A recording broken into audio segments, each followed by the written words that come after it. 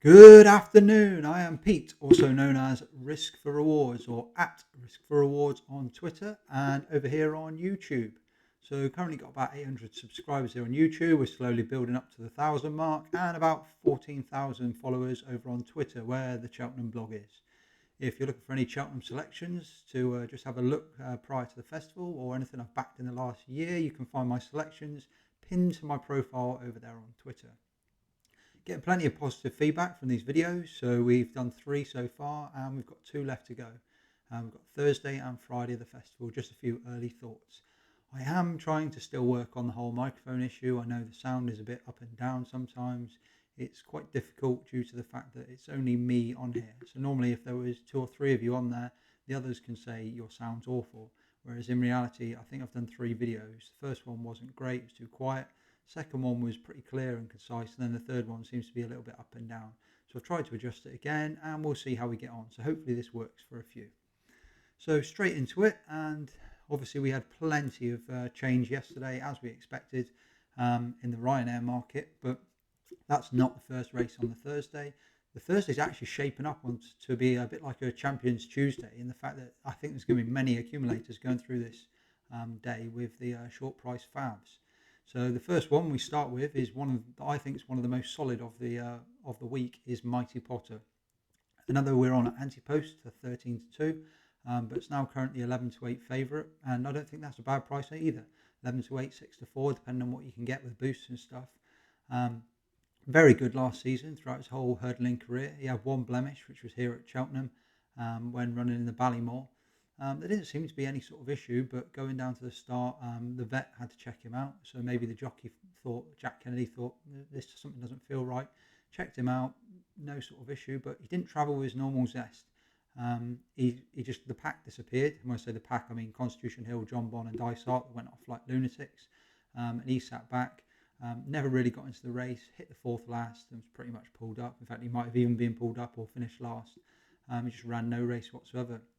But then coming back, he absolutely dotted up when beating obviously Sir Gerhard, who had currently just won the Ballymore very, very easily, and obviously Dysart Dynamo, who'd looked promising going into that race before falling in the Supreme.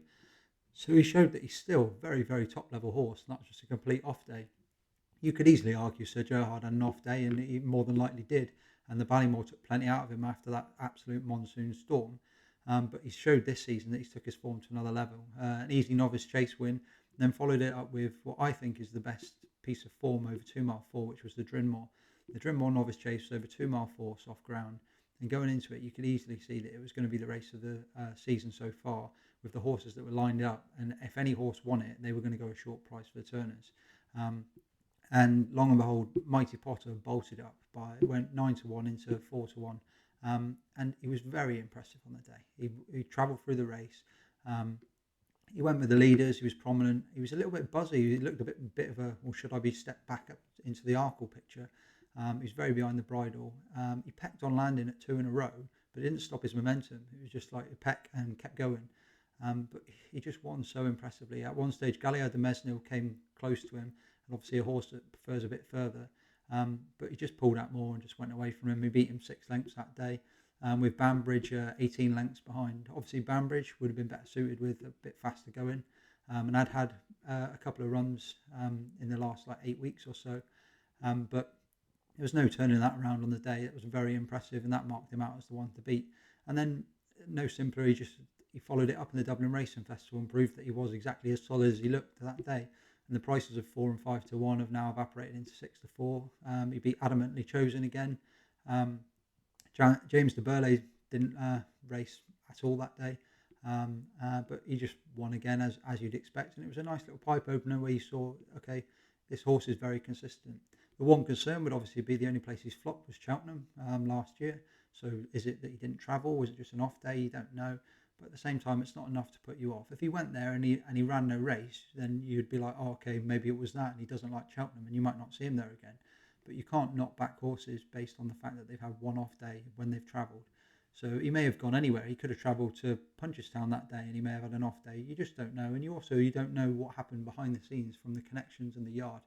So he is definitely the one to beat, and he's one of the strongest bets of the festival, in my opinion. Um, in behind him's Appreciator. I made it very vocally clear that ever since him winning his Supreme, I remember at the time there was so many um, stats and stuff against him for a 7-year-old in his Supreme, this blah blah blah. At the time it was COVID year. Most of the races were like 8 runners or less. People weren't buying horses, and he was just meeting the same horses again and again. And I just found it got to like 2 days before the Supreme, and I just thought he's going to win because there is nothing more. He enjoyed the soft ground, and he did. He won, and he won very well. And a lot of people are still clinging on to him that I appreciate it, I remember that and stuff. But that was 2 years ago, and he is an old horse. Not an old horse, but I think he's 9 now. He's not getting any younger. I doubt he's improving. Well, I'll be fairly confident he's not improving. And whilst he may have a massive run in him at some point, you're backing him at 11-2 based on just the fact that he's trained by Willie Mullins. Because from what you've seen since, he finished 5th in a champion hurdle last season when he was well beaten. And looking back now, that form's not fantastic, but at the same time, it was still a champion hurdle. But if you ran those races alongside the likes of the Supreme runners, like the Constitution Hills and John Bonds, he would have been well beaten in the Supreme as well. I know they're not like for like, but it's just an example. And then since coming back, I wasn't too enthusiastic on either of his like laboured performances when both races fell apart on his Novice Chase debut, and he was well and truly found out when running in the Arkle. He was well beaten. He wasn't given a hard time, and I think everyone knew he needed to be stepped up. But Mullins seemed adamant on the Arkle until after the race. But you listen to connections, both like trainers, people like Ruby Walsh and stuff, and they were adamant that he was the one to beat, and the money came for him. He was 5-4, 11-8 to go off on that Irish Arkle, demolished by El Fabiolo. But yeah, he could well appreciate the irony, appreciate the 2 mile 4 furlongs. And I respect that, but at the same time, like I think 11-2 is short enough, and he's not one that I'd want to have on side. He'll be one of those that if he wins, I'd just say, okay, well done. And then over to Banbridge. Banbridge, obviously, as I mentioned, he's got 18 lengths to make up with Mighty Potter. As discussed, he likes to be forward or prominent, and he also likes fast ground. So he didn't really get either of those because he was held up about mid-pack, and the ground was soft on the day. There's nothing to say it won't be soft here. It'll be at least good, probably good to soft, because it'll be the first day on the opposite course on the Thursday. So if it's rattling fast, they'll water it to make sure they've got it down to good to soft. And if it rains, it's going to be worse than that. So he's not. I'd be surprised if he's getting like a good to firm, like a rapid fast. So whilst I've heard since like plenty of very, very good judges that I respect massively, they've put him up since to turn that form around, and I respect that. But for me, I just can't see it. I mean, 18 lengths is 18 lengths. And it's not just that. I just think Mighty Potter just looks like such a very like good. He's just a horse that he could be a potential star. Whereas Banbridge, he could be. But at the same time, last year, I know he won at the festival, but that was a handicap. It wasn't like a spectacular like race. Obviously, every festival race, it's not no disrespect to a race, but it's just not the same level. Like I look at a lot of the novice form and the Group 1 form, and I just think Mighty Potter should be and could be a class above Banbridge. At the same time, if the race conditions come and stuff like that, he could end up getting closer, but I'll be disappointed. I'm not going to beat around the bush, as I never do, and sit here on a fence. I'll be disappointed if Mighty Potter's not putting, if he's not beating Banbridge again, because I think there'll be more for him to come as well, staying on up the hill. I think both of them will enjoy that trip. Sir Gerhard, so for me, I think he'll run here. Obviously, I've got no insight into Willie Mullins' yard, and Mullins, the last he said was Brown Advisory or the Turners. I think he'll run here because he's not looking at these and he's thinking, oh, I've got to appreciate it. At one stage, he had so many novice chasers, but in reality, you're looking at the market and he's got to appreciate it in this, which obviously after his last run doesn't look a world beater. So he's not going in here with a complete standout. So it would not surprise me if he rolls the dice with Appreciate It and Sir Gerhard. Obviously, that's just me guessing, but a lot of Willie's line on it is the fact that, do I want to go over the shorter trip but less jumping to be done, or the longer trip but with more jumps? But it will give him more time to find his feet. And I think personally, he's won over 2 mile 4 last year at the Ballymore. I think this is his best chance. I think Willie's just concerned that if they go too fast and it takes him off his feet. But in reality, they don't seem to be going too fast. And obviously, he's got form with Mighty Potter. The downside would be the fact that he was beaten by Mighty Potter, but that would be an underperformance by Sir Gerhard. It's very, very difficult to win here off only one run. So I wouldn't be in a rush to back him. I'd wait to see where he's running, and then assess him then. But obviously, he is a Cheltenham Festival winner, two-time Cheltenham Festival winner. Did he win? I think he won the Champion Bumper, beating Kilcroot, if I remember rightly. If I've got my years correct, that is. But yeah, so he's to be respected. But again, Mighty Potter, I think, and obviously the fact that you don't know he's running here, you can't really consider him. So yeah, and then you look down the market and you've got Stage Star, who was very impressive in a handicap last time out, but that was a handicap. And he's got the option of here and also the Brown Advisory, so they're still deciding which way they're going to go with that horse. James de Burley can't really be confident. He's a bit like Appreciator. He came big, lofty reputations coming into this season. And they've mentioned loads of things, but there's very little amount of form to back that up over the last 2 years. Like, these were good horses in their prime, but I haven't seen much for the last 2 years to say that they're still at that level. So I think Mighty Potter's massively the one to beat in this. And I'll be interested in Sir Gerhard if he comes here, but we'll worry about that. Obviously, I put him up and backed him anti-post at 8-1. I thought that slip was done anyway, so if he runs, it's just a bonus that I've got another runner in the race. But yeah, Mighty Potter will be tough to beat, and the market tells you that. On to the Pertemps. The Pertemps is very interesting this year because normally the record for Pertemps, I haven't got it off the top of my head, the record for the Pertemps, for the winners of the, obviously, for people that don't know, generally it's, I think we're down to first four. So the first four of the Pertemps, a series of races, say 10 sets of races, the first four all qualify for the Pertemps handicap. But what normally happens is the place you want to be is, depending on whether it's first four or first five, is you want to be the last place. So you're getting the least amount of weight, but you're getting into the race. But what's happened this year is that they've changed plenty around. I think there's only been 2 Irish qualifiers. The rest have all been in England. And horses have ended up being forced into pretty much winning the events rather than sneaking in. So like, you look at some of these horses in the front of the market and you've got Shoot First, Walking on Air and Maxim, who are in the front 7 of the market. All of those have won Pertemps qualifiers. So it would not surprise me if we actually get a horse that won a Pertemps qualifier. So on Shoot First was mighty impressive when winning the Pertemps trial in October in Cheltenham. Straight away, Charles Burns, we'll lock him up and we'll bring him back for the festival. That's exactly what he's done. So whatever mark he was given that day, obviously for his improvement, the mark will have gone up over obviously what he ran off there. I can't remember off the top of my head, and that's what he'll be running off in the festival. Maxim was a very interesting one. Elliot's very sly in the fact that he enters his horses over here in races that he's not intending to run them in, but it forces the handicapper into giving him a handicap mark, so then he knows how much he's got or he needs to go up in order to get into specific races. So Maxim has improved. I did get it up earlier. Maxim was, at the start of the season, Maxim was sat on 99 official rating, and he's now on 138, and that's 138 Irish. So if he's 138 Irish, if he gets some English tax, he could end up on about 144, 145. So he's gone off about £35. But at the same time, I'm not saying that that's going to stop him, because he looked so good the time out before last. And he was backed all the way into 7-4 for the DRF in the handicap, but he was never put in the race. He got shuffled behind, he got stuck in behind, and obviously for me it looked like maybe that wasn't the plan. So it's just worth keeping in mind. Obviously it's a long time to go yet. The weights finish tomorrow, I think, in Ireland, then Tuesday in England, and then we'll get the weights released the week after, so you can start looking at handicaps properly. But it's just worth bearing in mind, I wouldn't write off all the winners, because obviously the stats will tell you that if you've won a Pertemps qualifier, you can't win it. But the person who's got the best record in it is Gordon Elliott, so obviously his runners are to be respected. Onwards to the Ryanair Chase, and that has flipped on its head as we expected yesterday.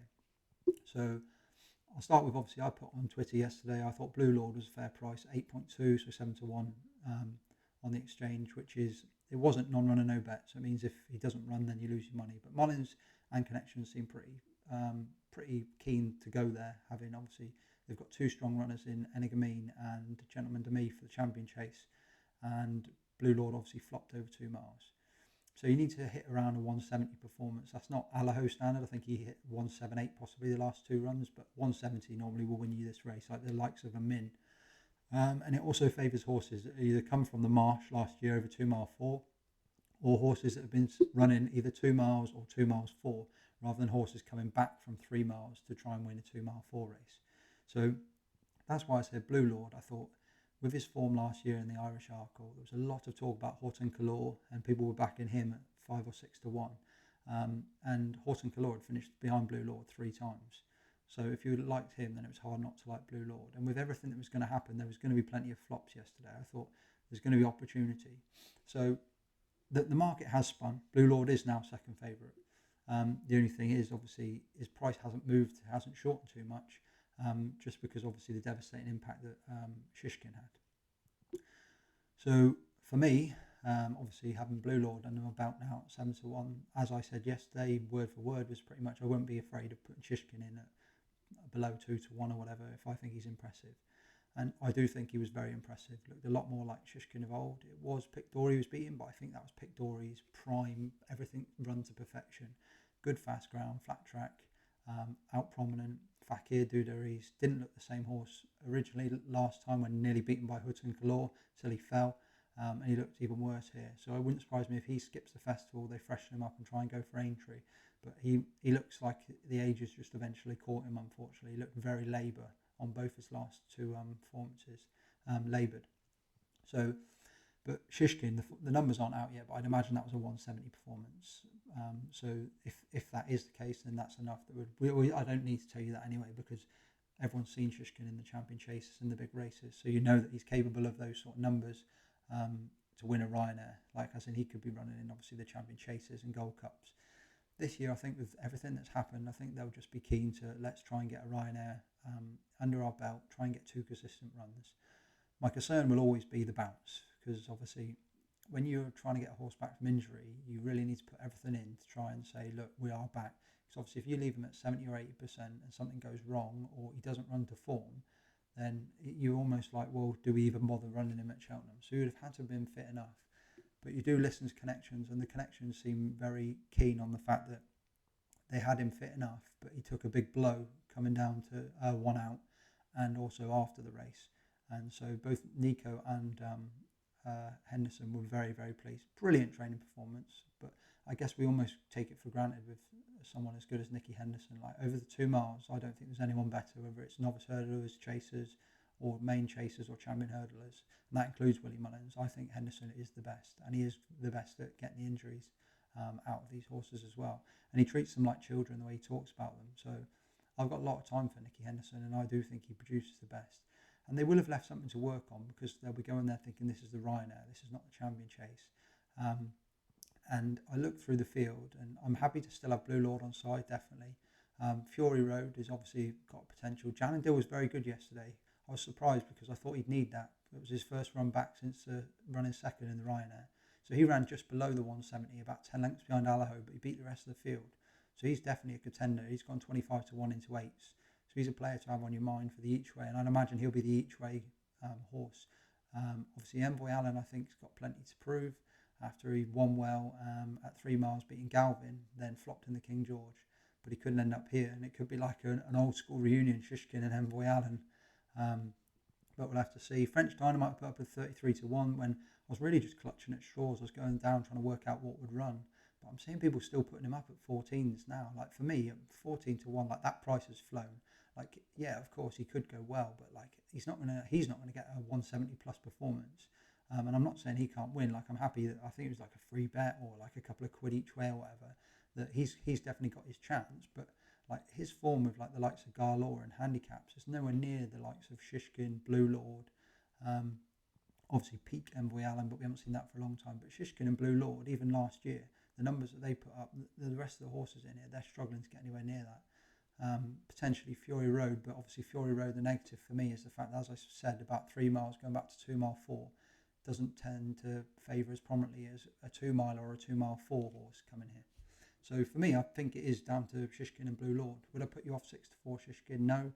Do I think he'd go any shorter? I don't really know. I was trying to work this out this morning. Is the fact that like there is going to be question marks on the fact that he could bounce and like can he do it again only 3 weeks later and stuff like that. But at the same time, if he runs his race, like he's going to be a head and shoulder. Like obviously, bar taking out his last 2 runs, he was a champion chase machine and he was winning everything. To then drop him into a Ryanair. So there'd be my 2. It's probably going to end up Blue Lord as a cover bet in the end at 7 to 1, and Shishkin will end up being my main bet. That's just due to the shortness of his price.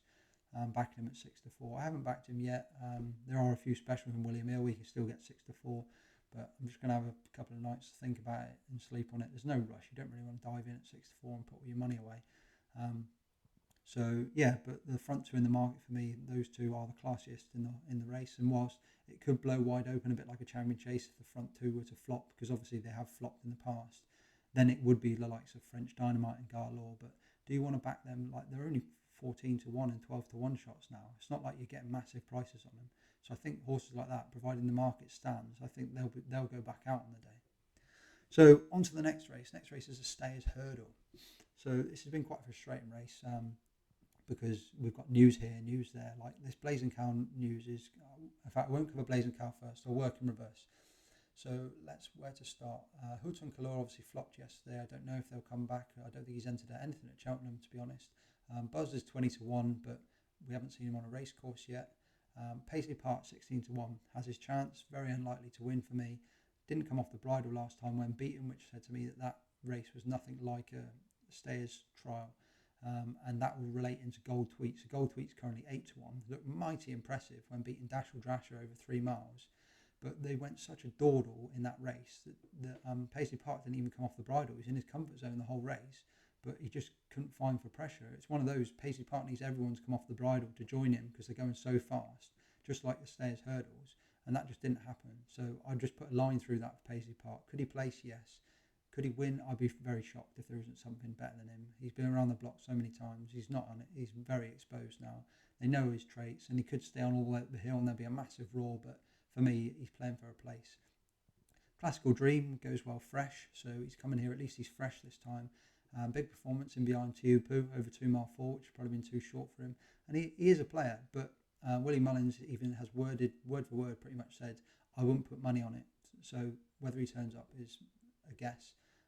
Ashdale Bob obviously won the handicap last year, has his chance, but I'd be disappointed if there aren't better horses in here.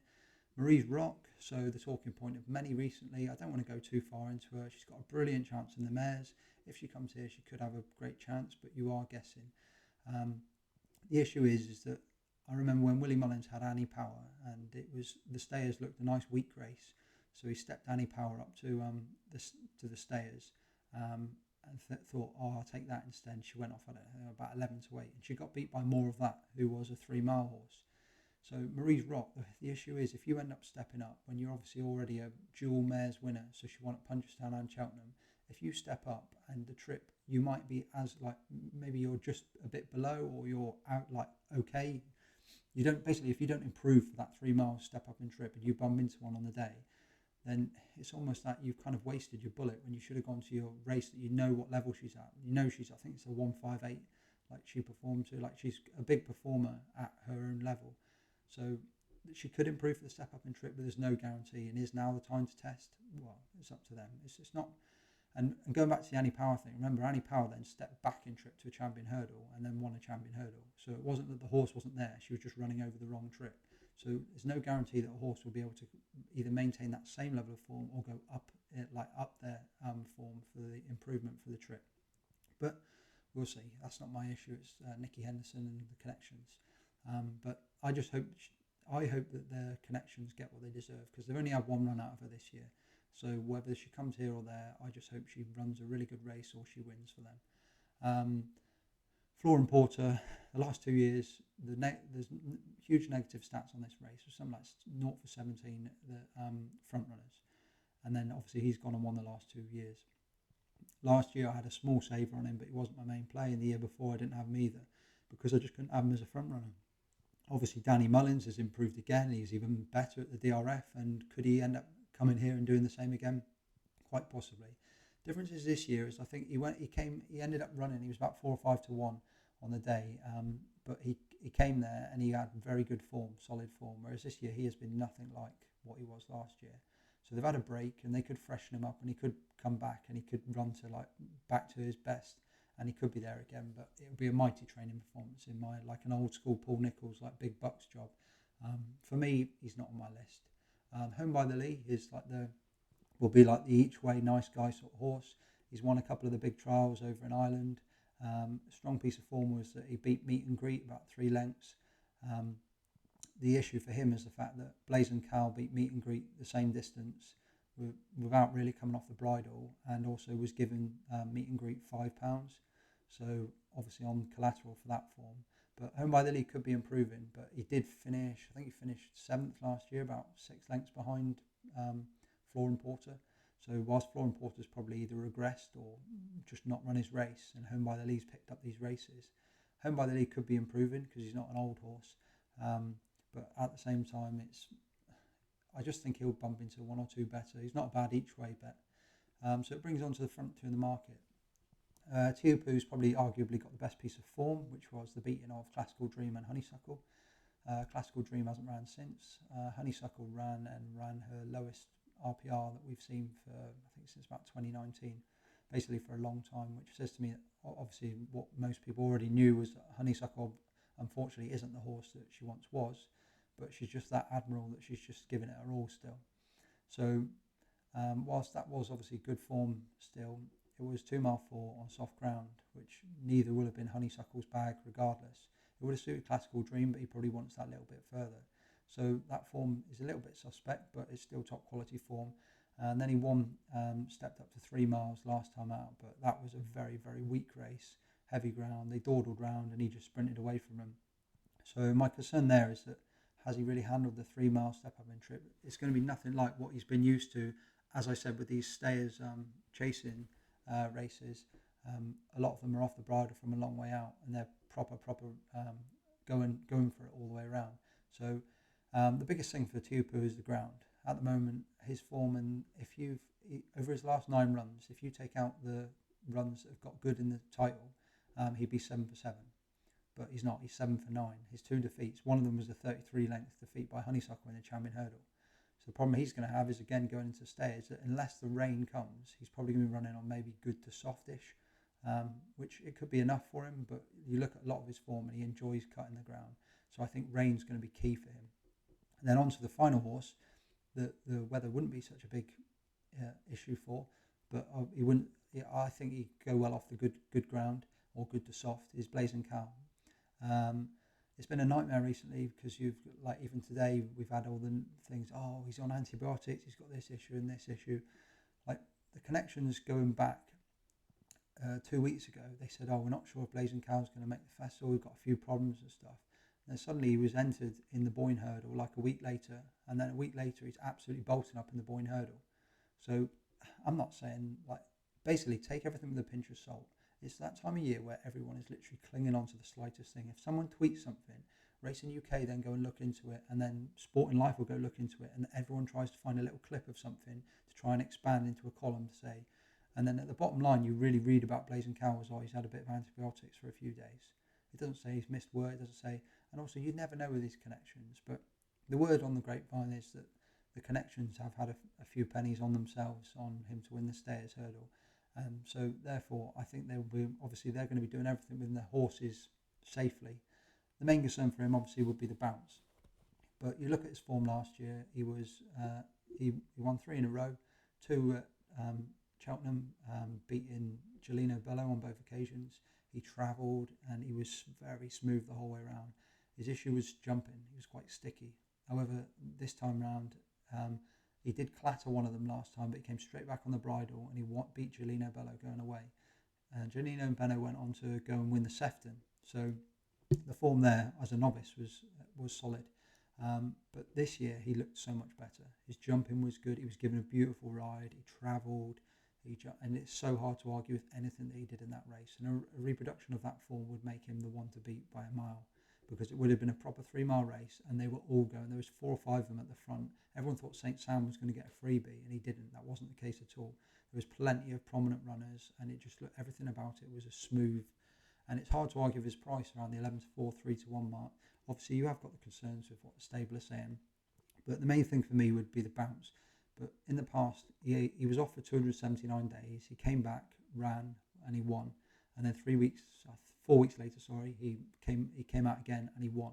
So it's not like they don't know. So it just depends on. He looked like he was straight enough when you looked at him in the paddock. He didn't have a lot of weight on him, but you just hope that they still left a little bit in the locker going forwards, so that he doesn't bounce and he comes on for it. And at the end of the day, I think Charles Burns is an absolutely brilliant trainer. So he's done this with Solwit. He's used to having horses off, like as I said earlier, Shoot First. He's not been seen since October, so he's going to come in with like 5 months off. So I would not be surprised if he goes here and he's in absolute peak prime form. And I think he takes the beating. I think there's plenty of horses that people are on, and this is another one of the Twitter horses that a lot of people seem to be on at double figures, whether it's 12s, 14s, stuff like that. I put him up at 14s. Just because it looked a very open market, and he looked one of the strongest players coming from the Novice. Obviously, we had all the controversy that we wouldn't see him at all, but by then most people were already on. But you had other opportunities to get on because of the news, where he may be out, he might not be out. So 3-1 is probably fair. You might end up with a drift or whatever due to obviously this news, but we'll wait and see. But yeah, I think he takes the beating for me in this race. Obviously, he's not proven at Cheltenham, but he's got 2 course wins, 2 for 2 at the track. He's done 3 miles. He's beaten some of the best of the Irish, and it'd be him up against Tiapu. And unless he gets soft ground, I think that Blazing Cow's definitely the one to beat. So right, we are now onto the plate. So, like I said, I'm not going to go into too much depth with the handicaps, but the plate, just one that I have backed this week. I haven't put this on Twitter. I haven't shared it anywhere else. It's just one that stood out to me. That's all right, Gino. Mainly because obviously when you look at Stage Star looked very good on that occasion. That's all right, Gino. Anyone who's followed this year, I've backed this horse multiple times, and he won for us at 9-1. But he's come second quite a few times as well. But he stepped up and he was into the 2 mile 4, and he did everything but win. Basically, he bumped into one in the handicap. Stage Star was obviously very well handicapped and scooted clear, but he beat the rest. He handled the track, he jumped well, and he was much more prominent. Whereas his first few runs, he looked very good and he was prominent, jumping well. And then after that, he was having all the opposite issues. He was a lot further back. He was finding himself outpaced, and then he was staying on in every race. So I don't know whether that's by design to get him a good handicap mark, but he's on my radar. Obviously, the weights will come out next week, but he's on a mark that will get him in anyway. He only went up £3 for finishing behind Stage Star. But if you take Stage Star out, he would have won that race and he would have gone up a lot more. But because of how badly Stage Star beat him, and he's not going to bump into, well, he could bump into another Stage Star, but there's not one that I can see. And there's so many horses in front of him in the market. But he's 20-1. I think you can get about 16-1 non-runner no bet. So it's not the worst bet in the world if you want to take one early. But the reason I'm doing this is not necessarily that you want to go and run out and put a bet on straight away, but just so that you've got your notebooks. When the marks start coming out, if you hear people talking about it and stuff like that, and the market starts moving for him, you're already ready to take a price if you do agree with my perception on That's All Right, Gino. I think he's well handicapped. I don't know if he goes here. It's just over the same trip as what he ran at last time. And with that big run behind Stage Star, I think he's definitely a player. But obviously there could be 25, 30 horses in there, of which many you'll probably need £10 in hand to win the race. So onto the Mares Novice Hurdle. So this is an interesting race, just because it just depends on, well, Willie Mullins has only got 3 weeks left to drop one in that we haven't seen yet, or to enhance his claims with one of his that we have seen of the sexy type, but like a Limini or a Lorena. He normally uses, in fact, let's go from the outside. We'll pick up some of the bigger ones. So Harmonia Maker runs today. So we'll see how she gets on. Hakadu Talbot was expected to go very well against Astro Diamond, but they didn't really make use of her stamina. I don't know whether they didn't want to pick up a penalty, so they rode her not to win the race, or whether they just rode her from the front. She was just done by speedier horses. I thought she looked better than what she did in that race, but at the end of the day, it doesn't really matter. She was quite well beaten by Astro Diamond, and even Astro Diamond having an extra £5, I find it hard to see them turning the form. But that's not to say that was her true running, because obviously if you avoid picking up a penalty on the way here, then you are going to be £5 well in on some of the others. But it's very common for the winner to have picked up £5. You're probably going to have 2 or 3 at least in the front end of the market will have all picked up £5 penalties because they're the best mares around, and eventually they will pick one up. The race that people have used as a platform, where Concertista did it, finishing 3rd, and there was another horse that did it as well, and that is the handicap, the Mares Handicap at Leopardstown, and that was the race that Liberty Dance ran in. Concertista in the past finished 3rd in that race and then went on to win at the festival. Liberty Dance was prominent when they did about 1 million turns. Davey had her in the perfect position. The one time they finally went off, she was stuck out the back, and it was like brilliant. So she travelled well, she jumped well, she sided through the pack, but she was just too far back. There was too many well-handicapped horses in front of her, and she couldn't get through all of them. So she's one to keep on the radar, because obviously she's avoided a penalty for that. She clearly stays well, as in she jumps and travels well, because she enjoyed her time in that handicap, and it could be a little bit of a tactical ploy to avoid that £5 penalty. So it's just one to bear in mind at a bigger price. She's currently 12s. Magical Zoe is obviously, and that's not Princess Zoe. Princess Zoe is obviously the Tony Mullins one. Magical Zoe was very good winning one of the trials very early on in the season, but we haven't seen her since. So I'm not going to comment into her too much, because I don't know if she's going to turn up here. It's quite strange to only have one run, get your experience early, and then not to be seen until the festival. A lot of Joy seems to be the improver. A few big pundits have mentioned her a couple of times. She seems to be learning with racing, and she's one that clearly the Mullins camp like. And then Night and Day was the sexy profile one, in the fact that she went out absolutely bolted up very easily on the bridle, and they never saw it coming. But we haven't seen her since. So obviously she's lost her novice status here, because she's won now. So she cannot no longer be a novice going forwards.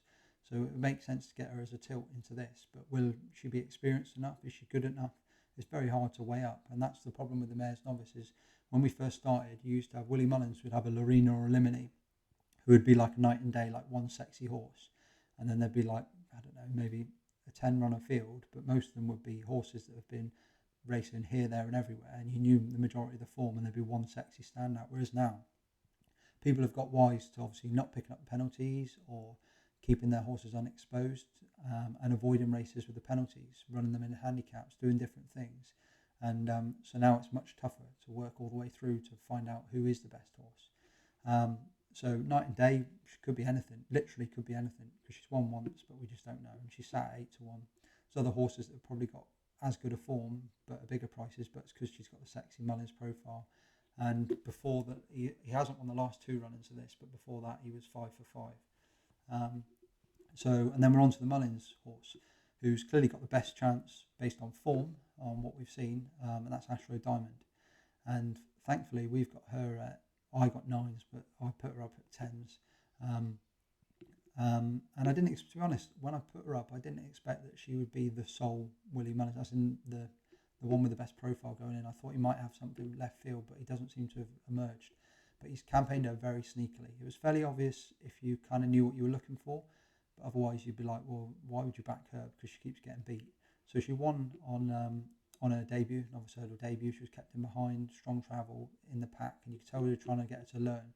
So when she was at Aintree, she won the Mares Bumper very free. She was the only runner sent over, having placed 4th in the DRF, and she absolutely bolted up.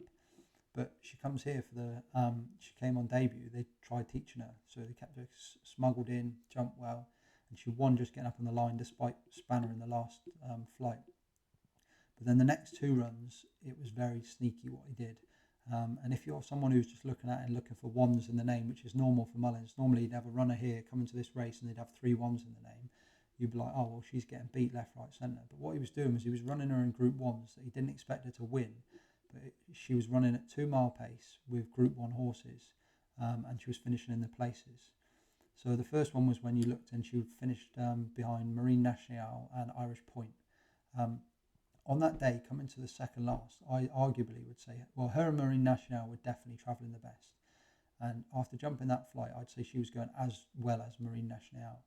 But then as they got closer, Marine Nationale was still on the bridle looking for his pocket. He was given a beautiful ride that day, whereas she was getting pushed along. And obviously, if you don't want to win the race anyway, but I don't think she would have won that race. Like, she was that little bit below, even despite getting the weight from the male horses. So she stayed on to finish 3rd, I think it was, behind obviously Marine Nationale and Irish Point. So Marine Nationale was obviously, that was a Group 1, so he's got a Group 1 winner. She's avoided, Ashray Diamond's avoided a penalty. And Irish Point has then gone and ran in another Group 1 and finished 2nd twice. So she's finished behind Irish Point, who's had 2 Group 1s, seconds. Marine Nationale, who won a Group 1. And then the other race that she featured in was behind Facile Vega and, Who's this stablemate? Give me 2 seconds. Stablemate Supreme. I know you're probably all shouting it at me. Pertemps. So the one who won at the Dublin Racing Festival. So on that day, it was even more so apparent, obviously for me, it was a bit like handicapping, was the fact that Facile Vega was given a freebie out front. Pertemps was having his first, was it first run? Might have been second run of the season. But he was giving him about 8 lengths, sat in behind him. And then Astro was giving him about 4 lengths, sat behind him. So if they really wanted to push, I think you could have got a lot closer to Pertemps. But neither of those two were given a hard time. Facile Vega absolutely bolted up, so it was no matter anyway. But the point in this spiel is the fact that the 4 horses that she's finished behind, although you're looking, you're saying, oh, she hasn't got ones next to her name. She's finished behind a Group 1 winner, Facile Vega, and obviously a Cheltenham winner. Yay, flop last time out, but that clearly wasn't his true running. Pertemps, who's a Group 1 winner, having won at the Dublin Racing Festival. Marine Nationale is a Group 1 winner. And then Irish Point, who's finished second in 2 Group 1s when running to form. So the form of what she's finished behind is incredibly solid, especially for a mare. The downside is she went to the Solarino, which is where Mullins likes to run his best. Last year he had Allegoria Devassi beat Brandy Love. And obviously, as we can see, Allegoria Devassi is now favourite for the mare's chase. And Brandy Love could well be up there in the mare's hurdle, depending on how she gets on this week. She is entered, for those who have watched the other videos, she is entered to run this week. She isn't declared yet, so we'll wait to see 48 hours before, but she is entered to run. So he clearly targets that race. And Astro Diamond won that race for him. So now she's picked up a penalty. So obviously all that ploy, but he was going to pick up a penalty anyway. She's picked up a penalty, but she's learnt a lot on the way. And she is a battle hard, and she's going to love that fast pace. And it is good. I think everything will be tailor-made for her. The downside for Astro Diamond is she meets Lucia. Lucia has looked very fragile in her time. She's not had a lot of runs. And obviously she bolted up last year in the big Sandown Mares bumper. Very similar to Astro Diamond did. This year it was one of those, came out and went, but she went straight into listed class, which is very non-Nicky Henderson. Despite it being mare's listed class, he still wouldn't normally put her in listed class over hurdles. She'd take a novice hurdle first. So she went straight into listed class and she bolted up. Beaten, you'd look at it and think, oh, it's listed class, it wasn't that good. But if you go back through the form, because I was writing this for the blog last night, every runner that finished in that race, so 2nd, 3rd, 4th, 5th, 6th, all of them either had multiple wins going into it or they've won since. So they've all probably got 2 or 3 wins to their name, including She's a Saint, who finished 2nd in the Group 2 behind She Wears It Well at Sandown just a couple of days ago. So the form of that is absolutely rock solid. And then obviously she was going to go to the Tolworth, where I think she would have won, beating Timores, but unfortunately obviously had a bad scope. And then she came back, and obviously a horse like Lalagag didn't run to their form on the day, but it wouldn't have mattered anyway. She was just so much better than them. She showed everything we expected her to. She did have a bit of a mishap at the last, where she pretty much walked straight through it, but obviously she was out there for so long on her own, and she won't be out there for that long in this race. Like, even if she's a very good horse, she's still not going to be out there probably more than one hurdle. But I think she's as much as I love Astro Diamond, obviously I put Lucia up at 7-2, so not world beaters, but at the same time, when you've got a 7-2 shot and you've got a 9-1 shot, you've got good angles into the race. I think she takes the world of beating. I understand the total Astro thing, and I'm so glad, because the anti-post side that I've got her on side.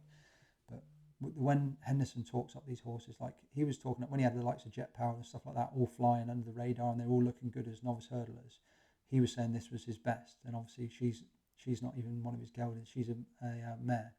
So the fact that he was flagging her up and playing, and he is, I respect his opinion. He is a very good judge of horse. It's rare that he says, "Oh, I like this one."